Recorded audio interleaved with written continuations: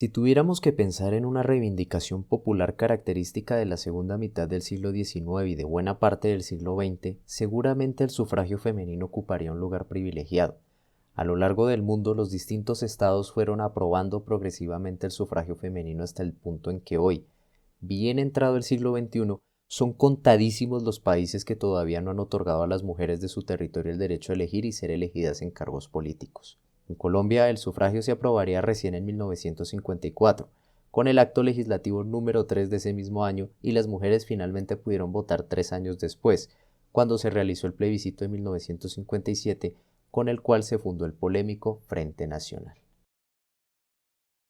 Sin embargo, en todo este recuento se pierde un acontecimiento no menos importante en la lucha por el sufragio femenino en el mundo y especialmente en Latinoamérica: la Constitución de Vélez de 1853. Desde la década de 1820, el territorio ocupado en la época colonial por la Capitanía General de Venezuela, la Presidencia de Quito y el Virreinato de Nueva Granada, incluyendo a Panamá, conformaron lo que hoy conocemos como la Gran Colombia. A partir de la siguiente década, la Gran Colombia se dividió en los países que hoy conocemos como Venezuela, Ecuador y Colombia, denominada en ese entonces todavía Nueva Granada. Recordemos también que Panamá pertenecería a territorio colombiano hasta el año de 1903. Sin embargo, con el inicio de la quinta década del siglo XIX, a la recién nacida república le esperaban profundos cambios en su administración y su política. En la década de 1850, Colombia inicia una nueva etapa en su vida política al subir al poder en 1849 el presidente José Hilario López del Partido Liberal. Que en el gobierno anterior, el del general Mosquera, se lograron avances en algunos asuntos, fue el gobierno de López quien inició una tradición política que con total seguridad rompía con la mayoría de postulados y esquemas de los gobiernos anteriores. Por ejemplo, la abolición de la esclavitud, la expulsión de los jesuitas, el inicio de una nueva política económica y tributaria, la abolición de los fueros eclesiásticos, entre otras cosas, se realizaron en el marco de su gobierno.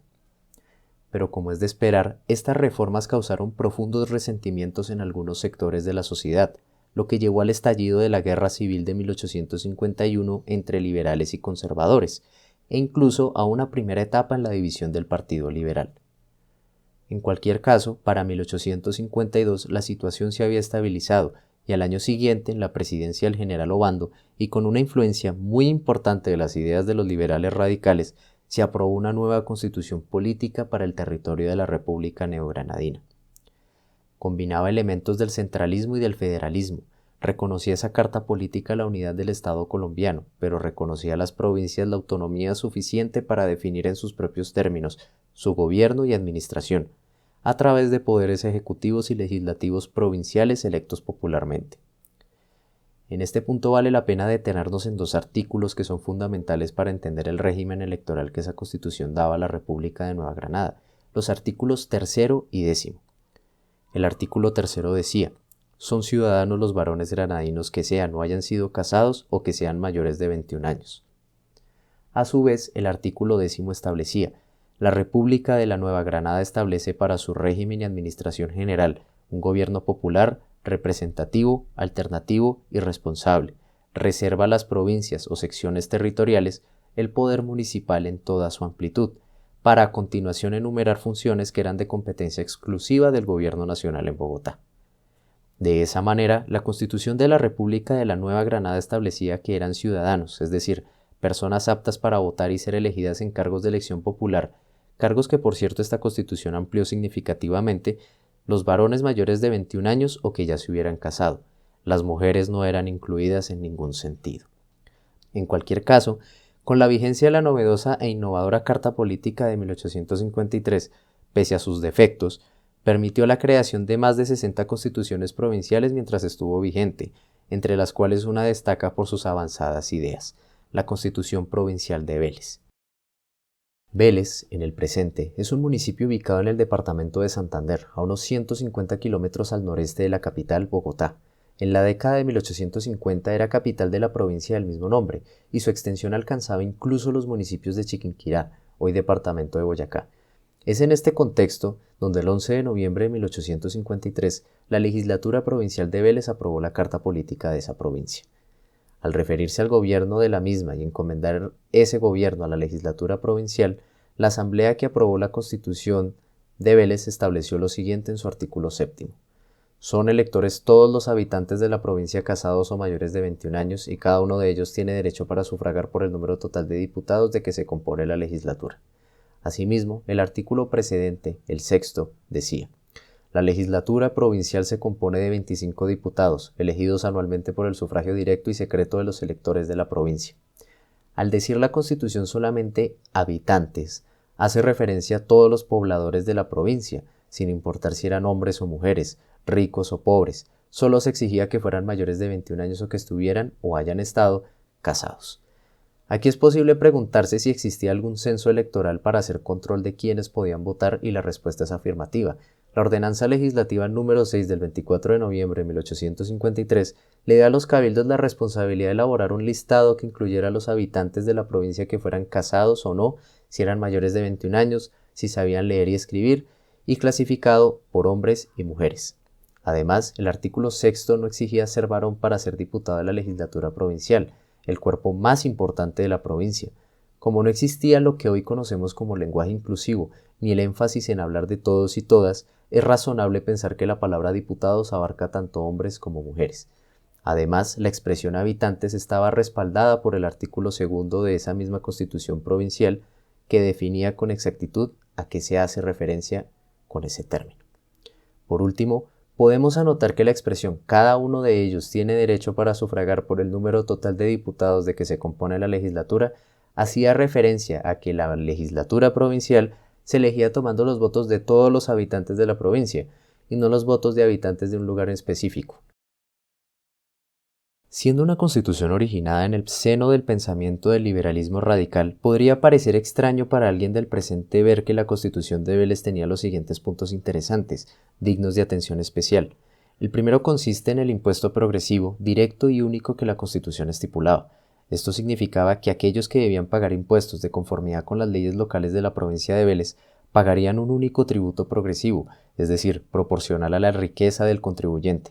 Directo porque pretendía gravar el capital o la renta del contribuyente, y único porque se trataría de una sola contribución que debería realizarse al erario. A propósito de esto, el expresidente Clímaco Calderón Reyes definía los impuestos directos en su obra Elementos de Hacienda Pública de la siguiente forma: los impuestos directos gravan la persona, la renta o el capital y ordinariamente se recaudan sobre listas nominativas. La condición distintiva de los impuestos directos, según M. de Foville, consisten en que gravan en el contribuyente ciertos elementos que tienen un carácter durable o por lo menos continuo, como la existencia, la posesión o una profesión. En cuanto a la educación, la Constitución de Vélez garantizaba la enseñanza elemental e industrial a través de establecimientos educativos de carácter público. Esto significaba que los habitantes de la provincia podían obtener educación básica y la relacionada a algún oficio en particular de manera totalmente gratuita. De igual manera, se garantizaba la asistencia social en caso de invalidez.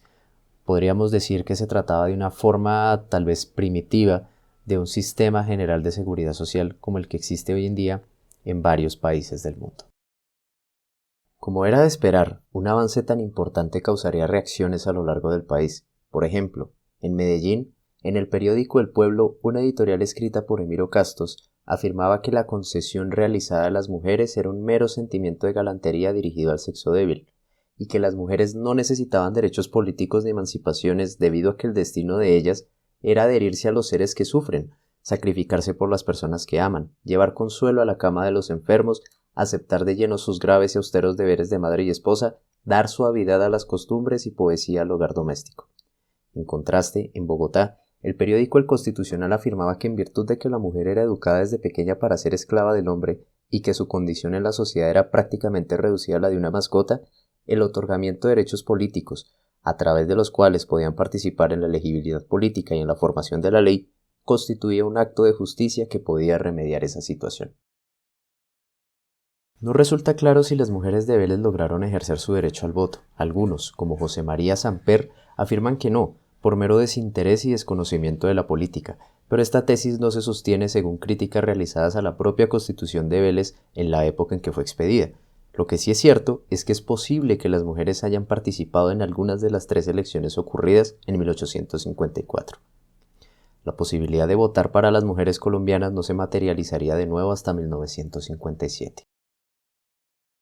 La Corte Suprema de Justicia, argumentando que los habitantes de la provincia no podían tener más derechos y obligaciones que los demás granadinos, anuló la Constitución de Vélez entre finales de 1854 y comienzos de 1855.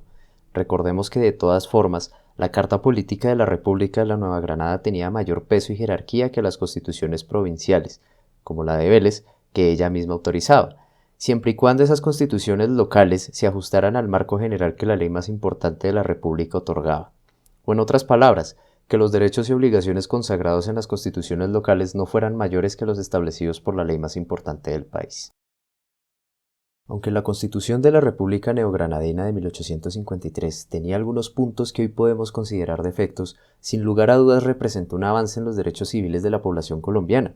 Lo más sorprendente de todo es cómo una constitución provincial, la de Vélez, fue más allá que la propia Constitución Nacional y amplió los derechos civiles de las mujeres, quienes en esa época eran vistas más como una cosa que como personas. Lamentablemente, el experimento duró poco y la información disponible no es abundante, por lo que no es posible dar una conclusión exacta sobre las implicaciones de esta extensión de derechos políticos. Sin embargo, para la historia de Colombia este episodio constituye una de las grandes victorias de los liberales radicales, quienes tomarían el poder definitivamente en 1863 hasta 1886. Ricardo Vanegas, liberal radical de la misma región de Vélez, fue uno de los más importantes ideólogos de esta concesión de derechos. Paradójicamente, en 1856, falleció como consecuencia de una supuesta ofensa al honor de una mujer. Hasta aquí, Gemera, el video de hoy. Hasta la próxima.